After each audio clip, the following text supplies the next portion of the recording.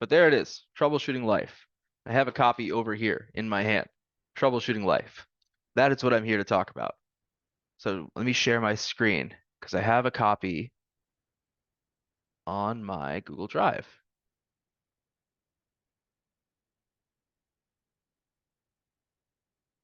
Troubleshooting Life full book preview. So this is something I do during my breaks, which is right now. You see it's 1:08 p.m. Eastern time, about 10 a.m. Pacific time. My days usually start at like 6 in the morning. Like I am busy from the moment I wake up here on the West Coast to like as soon as I'm done. Like 2 o'clock hits, it's 5 o'clock on the East Coast. I'm so tired. And then I write. Usually I'm writing all the time. Leave a good legacy for your successor. This is kind of one of the reasons why I wrote Troubleshooting Life too. It's like I'm not going to be teaching forever. I'm not going to be doing this job forever. And in Chanakya in Daily Life, Dr. Radhakrishnan Pillai, he writes, when a person is born, there is one thing that is certain. It's death, right? This applies to a job and to a career as well. The first day you join a company, you are metaphorically born, and the day you retire from the company, you metaphorically die, right? And so it's a bit morbid to think this way, but it's true. I've been working here at Priscolas over 4 years, over 5 years now, and I know somewhere inside me I'm not going to be here forever, and I'm going to need to leave a legacy for my eventual replacement. Dr. Pillai, he said Chanakya had a similar view when he wrote, he should strive to give training to the prince. The king should strive to give training to the prince. A good example of this is Disney. Bob Iger was a literal king of the Magic Kingdom at Disney. In his 15 years as chief executive, he postponed his retirement 4 times and basically set his successor, Bob Chapek, up to fail.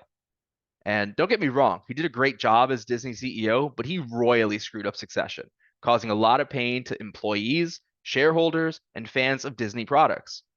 The Financial Times even put out a short film saying that Chapek's time was so bad, there were conspiracy theories that Iger purposely chose Chapek to fail and make himself look better.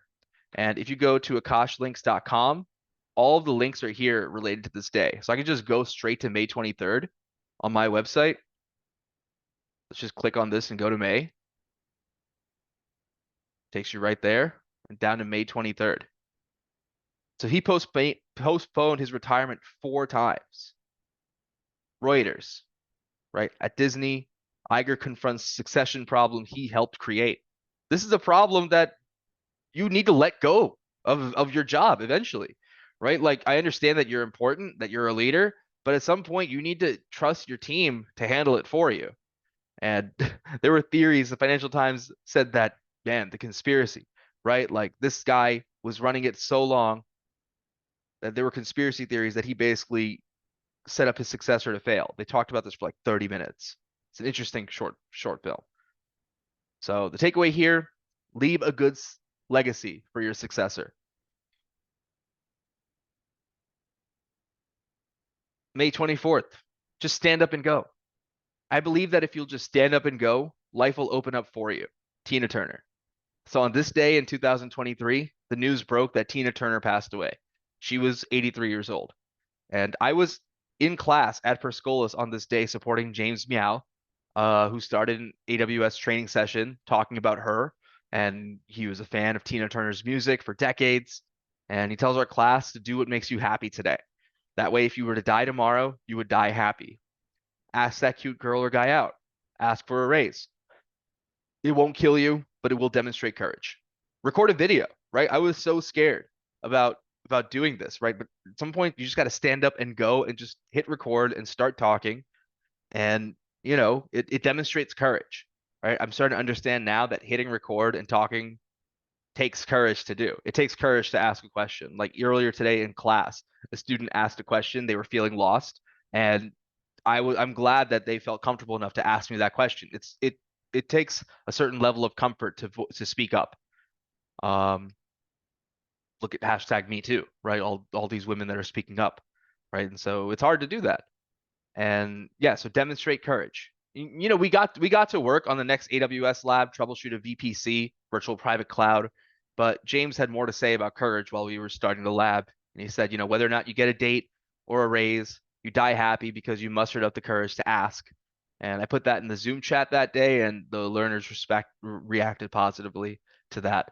So yeah, you just got to stand up and go. You got to do not be afraid to ask, right? Like I believe that if you'll just stand up and go, life will open up for you, right? Tina Turner. On May 25th, remember George Floyd?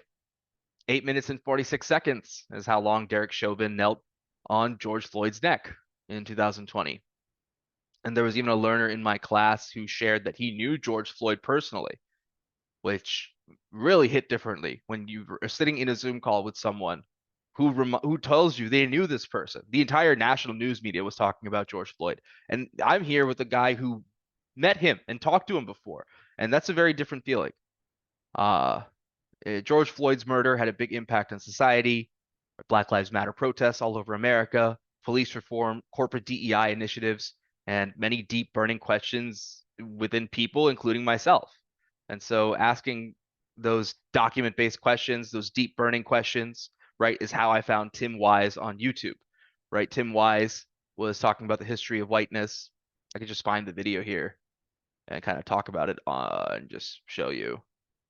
But this is the YouTube video that I linked in my website as well. So talks a lot about anti-racism and writes a great deal about anti-racism. Uh, we don't need to play the whole clip, but you get the idea, right? And anti-racism, right? Whiteness was not a thing. Wise in this video talks about how English people hated Irish people in 1600s. Northern Italians didn't think Southern Italians were even Italians. Germans hated everybody. Everybody hated the Germans. So and this is a question I had when I was younger. How did white become a thing?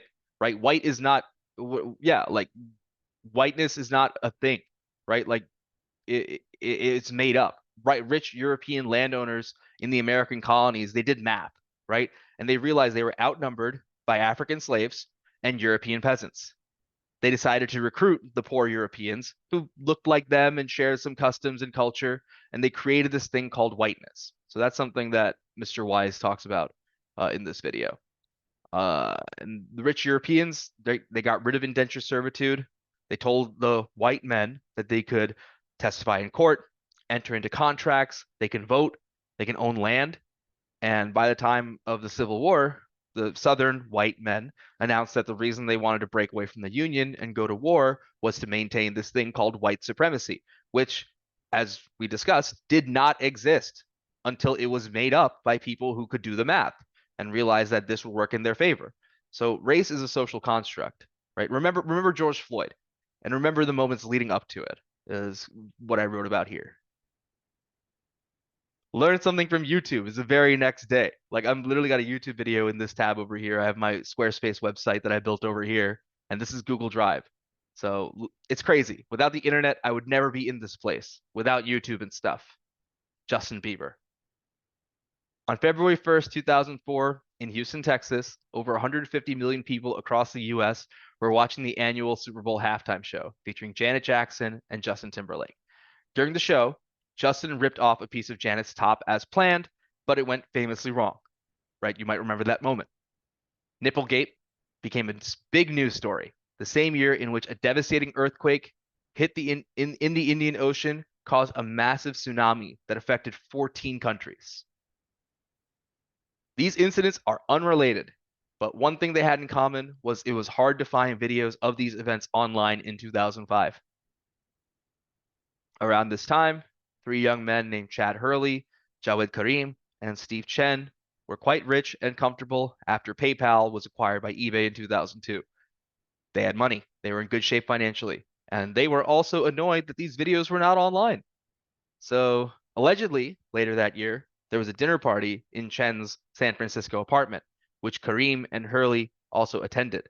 These three guys started showing each other videos of their cats. They remembered how hard it was to find videos of Janet Jackson or the tsunami, and they had a revelation. What if we created a website where people didn't have to search all over the internet to find a specific video? That is how YouTube was born. And ironically, I learned all this from a Nation Squid YouTube video from July 2023.